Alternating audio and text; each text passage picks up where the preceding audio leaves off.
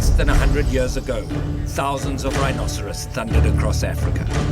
Now, poaching and habitat loss have driven the species to the very brink of extinction, forcing unlikely heroes to make difficult decisions in an attempt to secure the future of this iconic animal.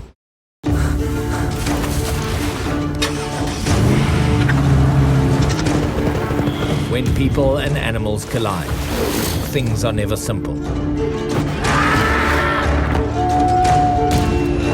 In this wildlife-human conflict, I'm often called in to seek out the truth, to find out what's really happening on the front lines, and identify the heroes who are making a difference. My name is Ivan Carter, hunter, conservationist, and wildlife investigator.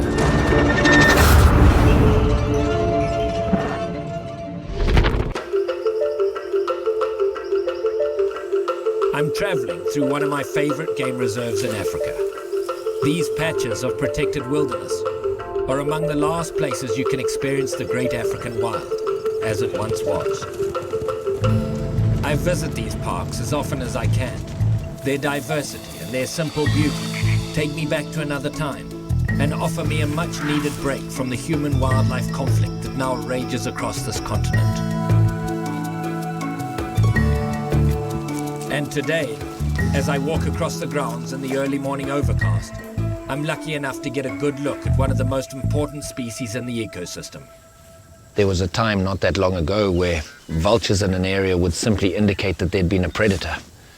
Unfortunately, in today's Africa, vultures often indicate something a lot more sinister.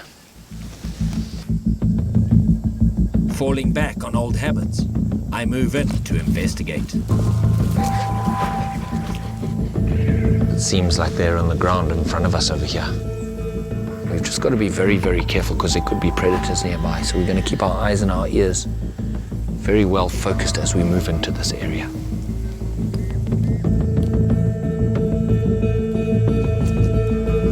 I just see them coming off the ground.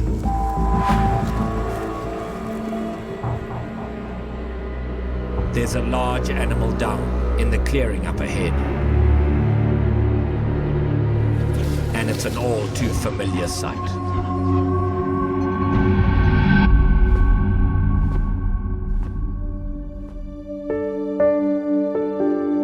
This is the work of poachers. As I walk around this rhino, a rhino that was living and active just a couple of days ago, you realize that there's a lot more to this story than just a dead rhino. To my trained eye, these wounds leave little doubt as to what happened here. A single shot to the spine, likely in the dead of night. Fearful of firing another shot because of the anti-poaching teams, they just used their axe to disable this rhino. There's cuts on the front legs and there's cuts on the spine. Once he was sufficiently disabled to not be able to fight anymore, the first few cuts were more in his face than on his horn. They've chopped his eye, and you can see he was obviously moving as they started to chop his face off.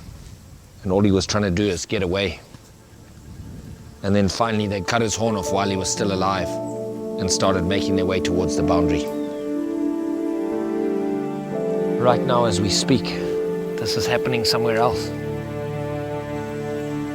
Sorry, old boy. This rhino was not killed for its meat or its hide. These poachers were after only one thing: rhino horn. Prized on the Asian market for its alleged healing properties, rhino horn is the most expensive commodity on the planet, worth more by weight than cocaine, diamonds, or gold. Across Africa, a rhino is poached every 8 hours, and now, where rhino herds once roamed across the whole continent, the species stands on the brink of extinction. And nowhere are poachers striking harder than on the privately owned farms and ranches of South Africa's countryside. I'm here on one such property in South Africa's Eastern Cape region, responding to an urgent call for help from an old friend. Graham Richardson is one of the unsung heroes in the fight to save the white rhino. Graham, how are you, man? Hello, Art. When you first set foot on this property, there wasn't any rhino. No. My parents lived here 85 years ago. When we started, we had 2 on the property, and we've now got 19. I think that's a major achievement just on its own. And it's been wonderful to watch them grow up. I've got pictures of all of them along the way, named all the calves.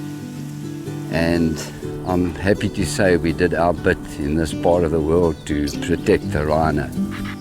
Unlike in North America, where all wildlife is managed by the government, here it's private landowners like Graham who shoulder most of the responsibility for the animals on their land. I mean, it's years of work. That's right. But poaching's increasing in this area. The poachers are moving from the Kruger Park down into this area because it's an easy target. I can't give them the protection they need. To adequately protect a property this size, Graham would have to fund a full-time security force, including vehicles, fence lines and surveillance, all out of his own pocket. It's not a viable proposition anymore to keep rhino. So, what do you do? Unwilling to watch his beloved herd fall under the poacher's axe, Graham needs a solution. I agree to help him find one and report back as soon as I can.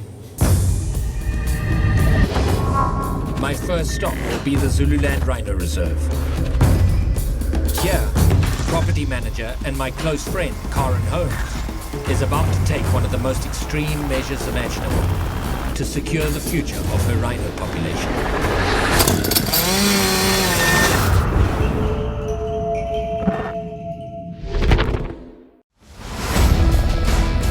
My name is Ivan Carter, and I've traveled to the Zululand Rhino Reserve in search of a solution to the rhino poaching epidemic that's sweeping across the country.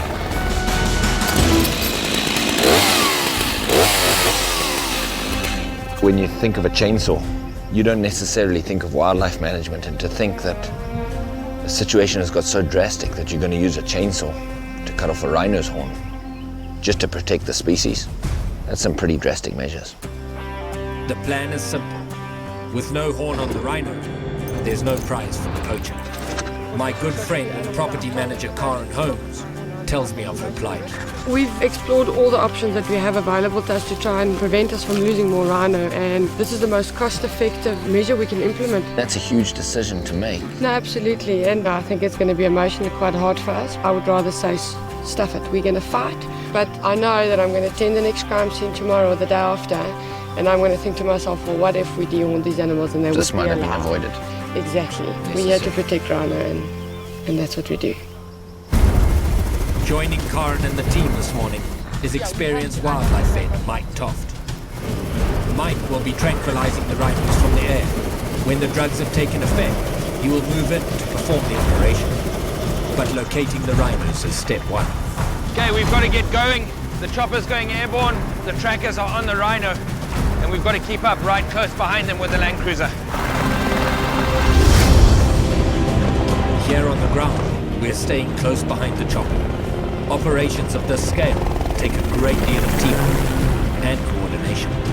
As soon as that dart goes in, it's all action stations, because you've only got a certain amount of time and you've got a fairly lengthy and very delicate procedure. The first rhinos are spotted, and the air team moves in to tranquilize them.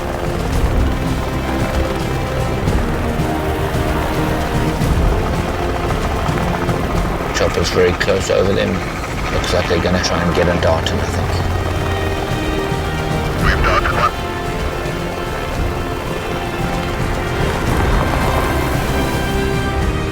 Okay, that dart's taking effect.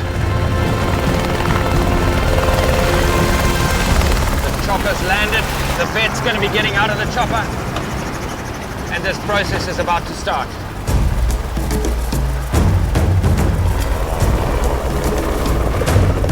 Grab the side, go that side of it. Guys, let's get that rope on quick. Getting a blindfold onto this 2,000-pound animal is critical to keeping him calm.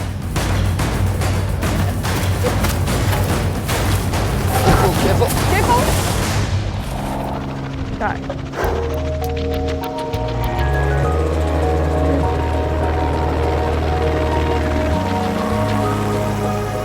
We've got the rhino's eyes covered. Mike is on the ground here. He's going to stabilize the rhino. They're going to get in the right position, and this process is going to start. The rhino is positioned upright and a tarp is laid out to catch every bit of its valuable horn. Just putting these plugs in his ears because it just helps to limit the amount that he hears of this whole operation. Like a human fingernail, rhino horn is made of keratin and has no nerve endings. Trimming it may be loud, but it's completely painless.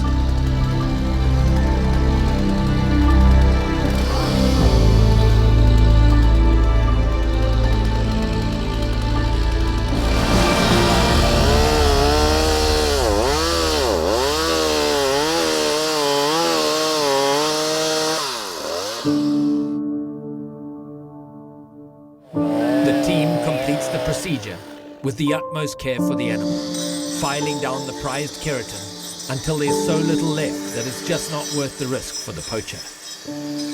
Karen and her team will repeat this difficult process again and again throughout the day.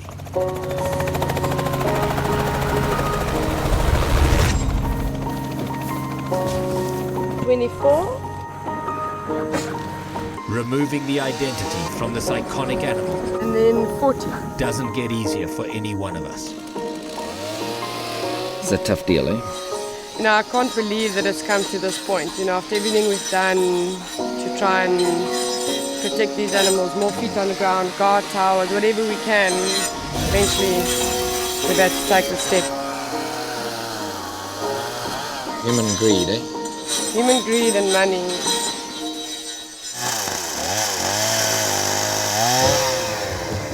The procedure ends by spraying the newly trimmed horn with a solution of bug spray and antiseptic. Every little step is for the welfare of this rhino. And Mike applies the reversal drug, completely neutralizing the effects of the tranquilizer.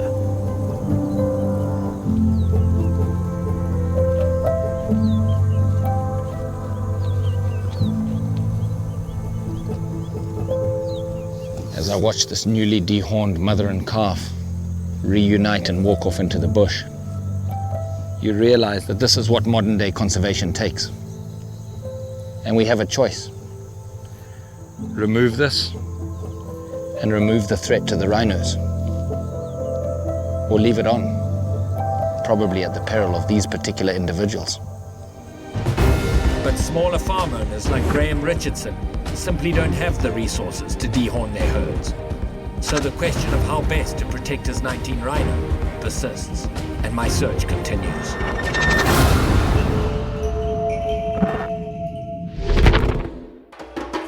I'm Ivan Carter, and I'm exploring new ways to protect rhinos in the face of a growing poaching epidemic. After seeing the practice of dehorning at the Zululand Rhino Reserve, I'm still looking for affordable options for landowners like my friend Graham Richardson. So I've come here, to the largest privately owned rhino population in the world, where one man's vision is changing the entire landscape of rhino conservation. Where in the world can you walk on a patch of ground, not just where there's hundreds of rhinos, but where there's hundreds of safe rhinos? What an incredible place. This is a model that could change Africa for the species. And the visionary behind it is Mr. John Hume. Why? I wish you could explain to me why we have done what we have done to the rhino. They are the species that least deserve to be persecuted, and they are the species being persecuted the most. Unlike Graham, John has the budget to dehorn each of his 1,300 rhinos. And he employs a full-time security force, including surveillance, electrified fences, and helicopters. But Mr. Hume is doing a lot more than just protecting rhinos. He's also giving them a future. My mission in life is to save them from extinction, but my passion in life is to breed 200 rhinos per year. Wow. We've just finished a year now where I bred 138, and in 2 years' time I hope to hit the 200 a year mark. Ivan, I'd like you to see what we do here. Every single day, every camp master roll calls every single one of his rhino. Who would you say is your top guy? I would suggest you go with Tamuka, and you'll soon learn that he knows his rhinos very, very well. That one is one called Goliath. Goliath. Yeah. Look how tall he is. He's over 2 meters at the shoulder. But you've got hundreds of rhinos. How do you know that one? Tamuka taught me. The next morning, I'm up early to meet this fabled campmaster. We're just arriving to meet Tamuka. He's agreed to take me around his camp and show me his rhinos. These guys truly are the pillar of this operation. These are the guys that monitor the rhinos every single day. Here he is right here. Morning, Tamuk. Hello, sir. Mamuka ere? Sharp. Basi rufamba. Yeah, good farm. How's your rhinos today? They are enjoying the weather, sir. They are fine. Good. How are you? I'm fine, sir. Good. How are you? So, Tamuk, can we come and see your rhinos? Yeah.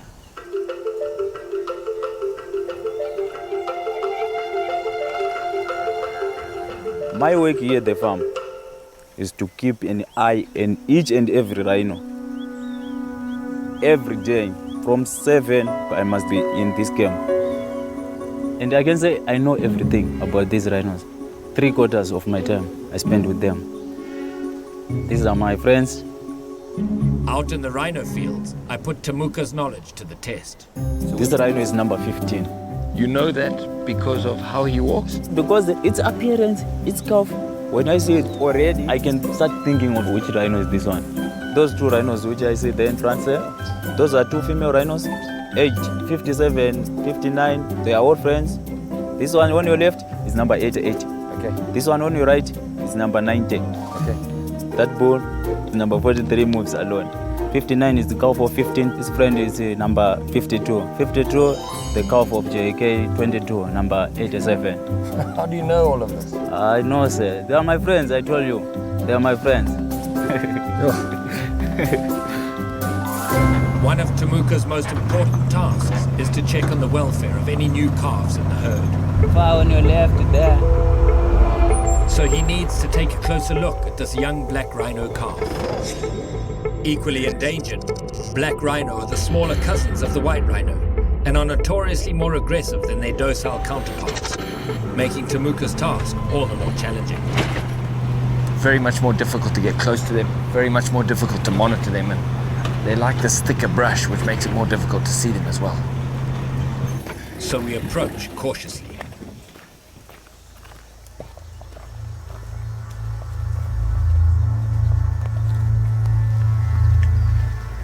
Coming straight here.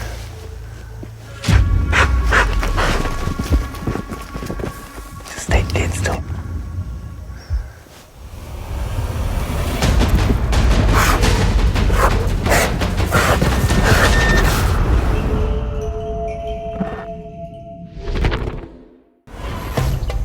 On John Hume's rhino farm, Camp Master Tamuka and I are trying to assess the well-being of an aggressive black rhino and her young calf.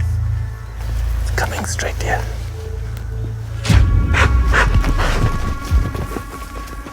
Just stay dead still.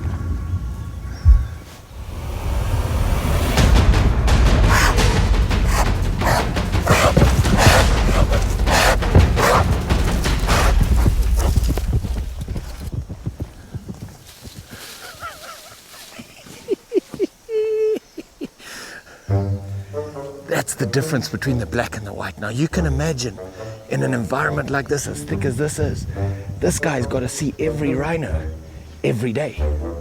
That's unbelievable. These black rhinos are very different, eh? Yeah. After my close call, Tamuka and I are heading back to the staff quarters when we spot 2 white rhinos mating. Tamuka reports their activity immediately. Yeah, Missy, I have a meeting here. ID JK 23, cow 30, JK 23, and the bull it's Goliath, RSB 2. Thank you, Alphabet. This is the heart of John Hume's entire operation. So sophisticated is his breeding program that he even funds a nursery where sick or abandoned calves can be rehabilitated before returning to the main population. Ruby, Aimsley, Harry, Jimmy, Fricky, and Aiden. Man, when you think of what it takes for a newborn human baby, you've got this tiny little bottle. I mean, when you're dealing with baby rhinos, everything is big. This is the land of big. These rhino babies, they're taking milk by the bucket load. Who is this now? This is Ruby. She's 4 months old, and she's got serious attitude. Oh, really? So funnily enough, this sheep is even a very important part of the team. The calf's development is much better with a companion. When they come in as individuals and they're too small to be mixed with another rhino, they'll just be given a sheep. How many years have you used this particular sheep? 3 years. Its name is Chop, as in lamb chop. I also raised her from very little, so She thinks she's a rhino. yeah. Do you think you're a rhino or do you think you're a sheep? Next we have Jimmy, Harry and Emsley. Harry and Emsley. Listen to them. Look at that. These rhinos may be small, but their appetites are enormous. A good indicator that they'll soon be ready to rejoin the rest of their herd out on the ranch. And like all moms, Claudia will eventually have to say goodbye to her babies. Claudia, I would imagine it must be tough for you to put these little guys out there and now somebody else looks after them. Yeah, it's tough, but life goes on. Has to happen. With my tour complete, I'm amazed at the level of dedication that goes into protecting and propagating this endangered species. Like every baby, whether it's a human baby, whether it's an animal baby, they're born innocent. They don't realize what the horn on their face means.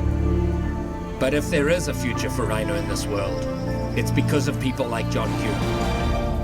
And I haven't forgotten the reason I came here. Come in. I'm hoping that Mr. Hume can help me find a solution for Graham Richardson's 19 rhino, who are currently exposed and at risk of being poached. Grab a seat. I explained Graham's situation to John, who indeed sympathizes. To protect 10 or 20 rhinos is a lot more difficult than to protect 1,000.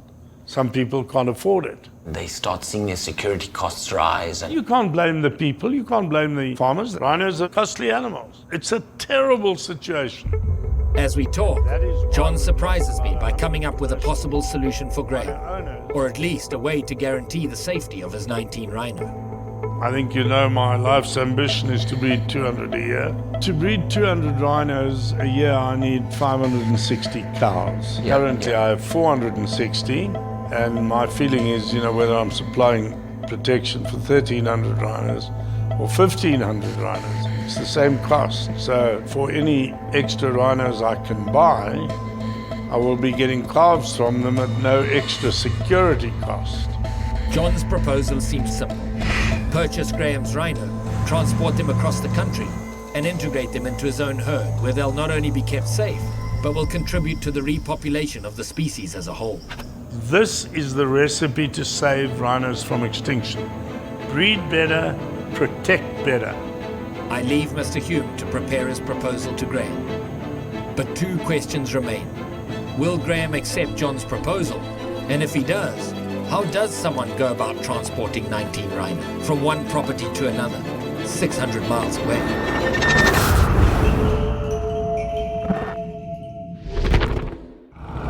My name is Ivan Carter, and I've been exploring ways that people are saving rhino from the poaching epidemic that now grips South Africa.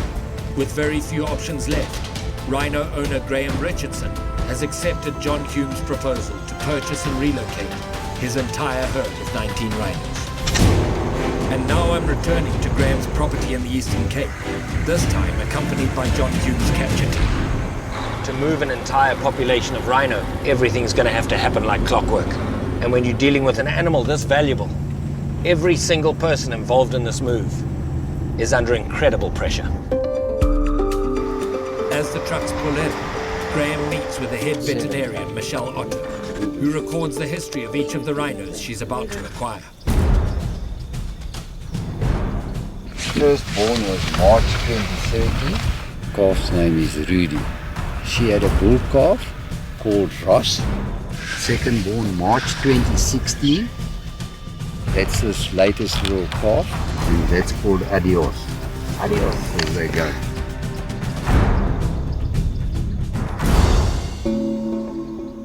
These are folks with the weight of the world on their shoulders at the moment. The helicopter pilot needs to know exactly what's going on. The vets are making a plan, knowing exactly what's going on. The drivers.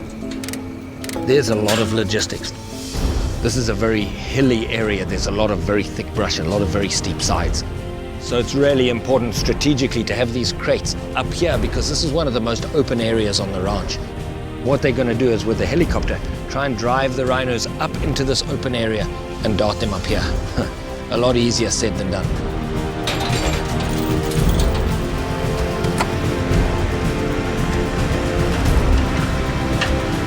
With the team prepped and in position, the chopper takes to the air.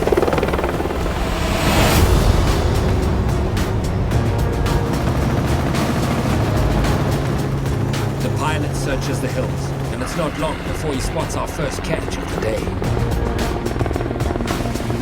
He radios for the ground crew to move in and drives the animal towards him.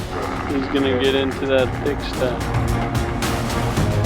So the helicopter's right there with the rhino, pushing her up the hill here.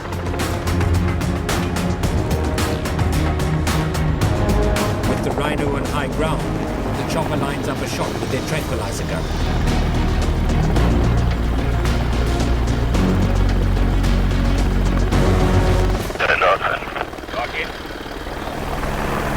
They've just darted this rhino. The chopper's gone to get the next one, and this rhino should be right here somewhere, just on the edge of the road.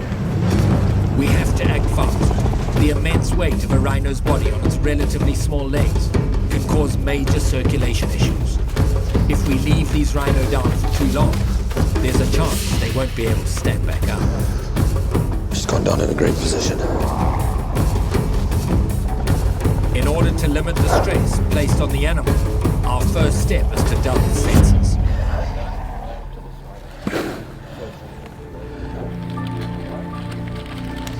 She's going to get an antibiotic injection, just so that the stress of the move doesn't accentuate any wounds that she might have. Any little wound on this rhino at all, he's putting antiseptic in. These are just normal rhino wounds from running through the bush, from doing their thing. Now it's time to wake her up. She's injected with the reversal, which will return her to a partially awake state and allow the team to guide her into one of their waiting crates. Okay, she's very hot, so let's get her up. Ivan, I need you to push on that shoulder. Okay, sorry. Come on, girl. Come on, girl. By the way, this is a bull. That's not a cow. This is Valentino. Actually, you're right. This is a bull.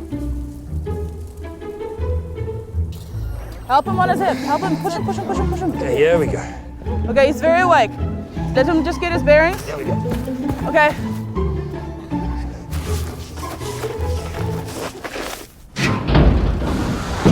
First rhino of the day in the crate. A lot different handling one of these giant bulls than it is handling a cow or a youngster. And when you're dealing with a 2,000-pound drugged-up animal, lethal situations can develop fast.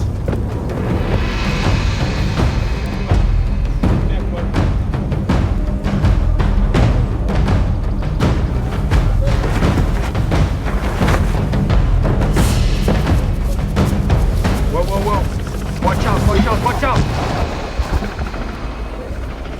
Stop, just gonna break the leg. Hold on this leg.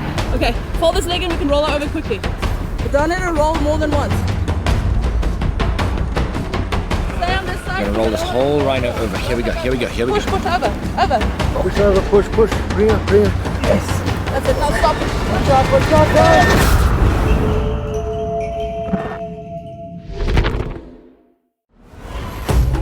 I'm on site with John Hume's capture team, moving 19 white rhinos to the safety of a sanctuary 600 miles away. But capturing animals of this size is incredibly risky for both the rhinos and the humans. Stay on this side. We're gonna roll this whole rhino over. Here we go, here we go, here we go. Push, over. Push over, push. Bring her. Yes. That's it, now stop. Watch out, guys. You have to stop. You can't stop it. Got her, I stopped her. It's just too big. We had a close call there with the vet on the steep side. The rhino nearly rolled right on top of her. It's pretty dangerous. With just 2 rhinos in their crates, the chopper hurries to find the next target. but all the commotion seems to have driven the herd deep into the valleys. We were hoping to catch a bunch of rhinos up on the top area of this property. Right now, the rhinos are in the thick bush, and so we're having to change location. Much steeper sides, much smaller area to catch in, and the time is ticking. We're just moving the rocks to make way for one of these big trucks to get down here. The logistics are certainly not getting easier. And the next rhino we dog goes down right on the edge of one of these treacherous cliffs. You have to walk it out. Roger, that big truck will get down here. I have to walk it out here. This is the kind of terrain we were worried about. This rhino's run down and it's gone to sleep right on the side here. Got to be so careful. You've got a lot of thick brush here. It's very, very steep. And if it rolls down here or if it drags the team through the bush and ends up at the bottom, it could jeopardize this whole operation. Unable to bring the crates any closer, we have no choice but to get this enormous animal to the top of the hill. Okay, danger zone is down that cliff. Okay, we're good. Starting? Everyone ready? Come go. Here we go. Okay, front's up. This rhino is semi-conscious. We just got to make sure she doesn't trip. And we're able to lead her out of this thicket and up the mountain.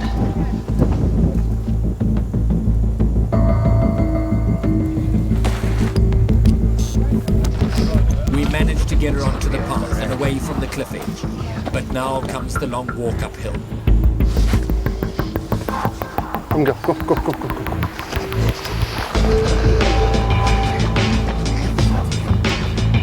Oh, she's coming awake now.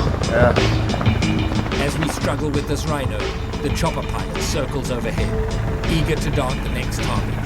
With 16 more animals to crate today, we're burning precious daylight, and the whole team knows it. Come, go. Almost there. All right. Front feet's up. Finally, we crest the top of the hill. It's taken about 45 minutes, but we've walked her about 300 yards out. You know, that 45 minutes is time we really can't spare. We've got a lot of other rhinos to capture, and everything else is going to have to go very, very smoothly for us to finish today.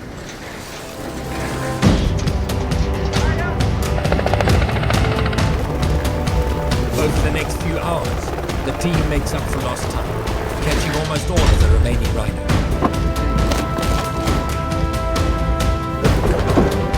9 and 10.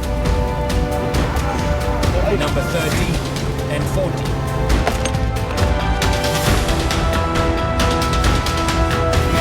And 17. Until only 2 are left. But finding 2 rhino on this massive property is easier said than done. Especially when it's a nervous new mother and her tiny newborn calf.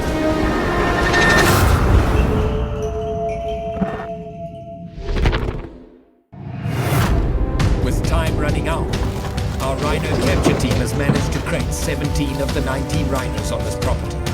But the last 2, a nervous mother and her newborn calf, are still hiding in the bush. At last, the air team confirms a vision. They move in, attempting to drive the nervous mother and calf into the open. Finally, the rhinos break cover, and with a clear shot, the vet darts the mother. And then a second pass for the baby.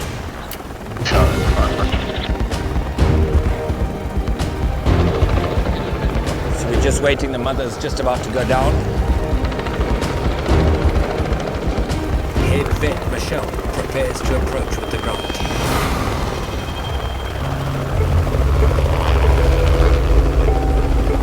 With the well-being of so small a calf at stake, we take our time moving in. It's critical we not put any more stress on this baby than we have to.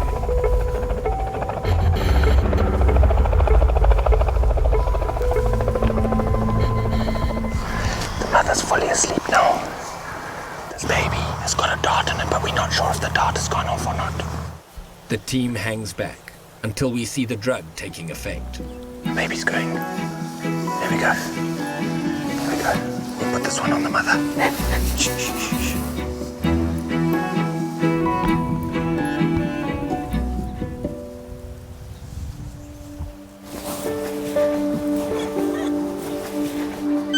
Graham watches anxiously as the very last of his rhino are prepared for transport. Yeah, it's going to be very different here without them. I'll miss them. I just hope they will be safe now with John Hume. And as sad as it is, I'm sure it will be for the betterment of the rhino.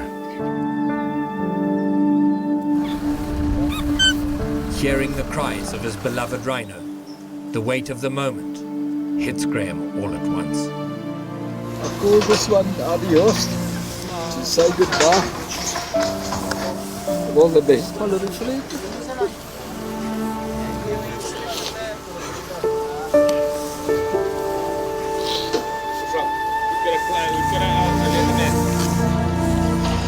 Alright, baby.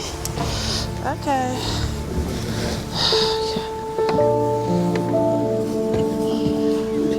Okay, go.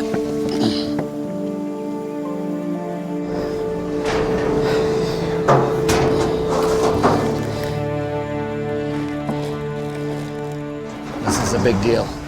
This is the last animal to leave this property. This species no longer will exist on this property as this little baby rolls off here. By virtue of the fact that it's such a tiny baby, it represents hope, and it's going to live to a ripe old age and have children of its own. But it's heartbreaking that this needs to happen.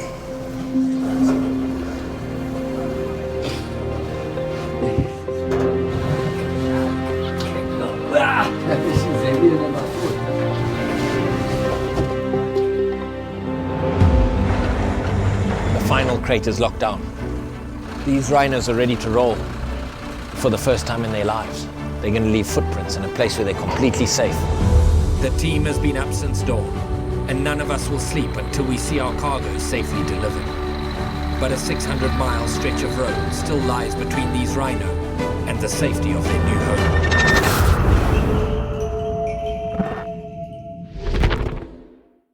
Carter's W.A.R. would like to thank the following people and organizations. Without their help, this program would not be possible. After removing 19 rhino from the path of encroaching poachers, we travel under the cover of darkness to see them delivered to their new home, 600 miles away.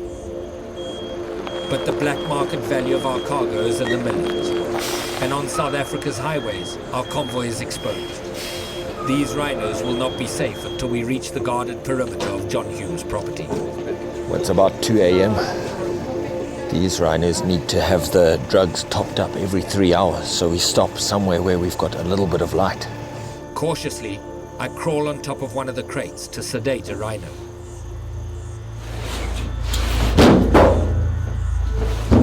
That was a little bit difficult. This animal was very awake, but she's now had another jab. She's going to settle down. But at the next crate over, Michelle is having trouble. What happened to your fingers? One of the crates just slammed on it. Broke it? Yeah. Sleeplessness and rhinos don't mix. Keep that. That's fine. Yeah, so you can see my blood mark. Wait, my blood hands everywhere. What's your blood? Did it take the skin right off it? Yeah, and I took off the entire top. His foot got stuck. I was holding it up for him to get his foot left, and he pulled his foot out before I could pull my hand out. I was a little bit slow. So I kind of guillotined my hand. Did you hear the finger crack? Yeah, it went that way. Oh. So it bent like that, but in the opposite direction. Oh. But the rhinos have all been topped up? The rhino are okay, it's fine. So I've officially had a rhino roll over me today, now I've had a broken finger. It's been a rough day. I love rhino.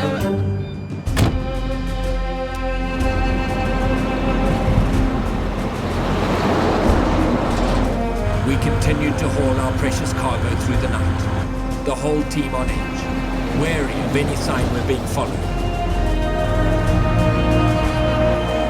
Until finally, we're greeted by the door and a familiar sight. I can't even tell you how relieved I am to be driving along this fence. This is our destination. We've had 19 hours on the road. We've We've been awake for nearly 36 hours. Unbelievable what it takes to move these rhinos across this country. Once inside the fence, John Hume's armed security forces surround our convoy. Intimidating as they may be, they're a welcome sight. We're going to do the mother and the baby first, of course. They're lowering the crates down. This is the mother in this crate. We'll get all of the people back from these crates, and we'll let these rhinos out.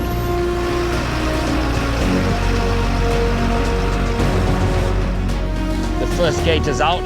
As they raise that second gate, this mother and baby are going to come into contact.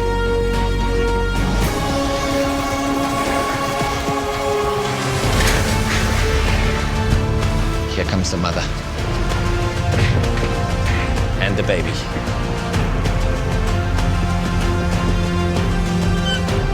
That little baby squealing. Look at this. Today, these animals are safe because of the actions of people who care. The vets, the capture team, the security and rhino specialists, and of course, Mr. John Hume, whose vision and leadership has made this moment possible.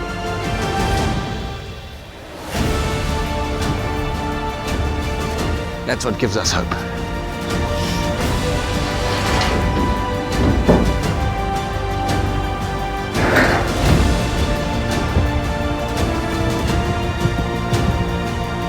In spite of our gains, elsewhere in Africa, the rhino continues to slip towards extinction. But with heroes like these, I foresee many more victories ahead. And if we keep up this fight, maybe one day in the future, great herds of rhino will once more roam freely across the continent.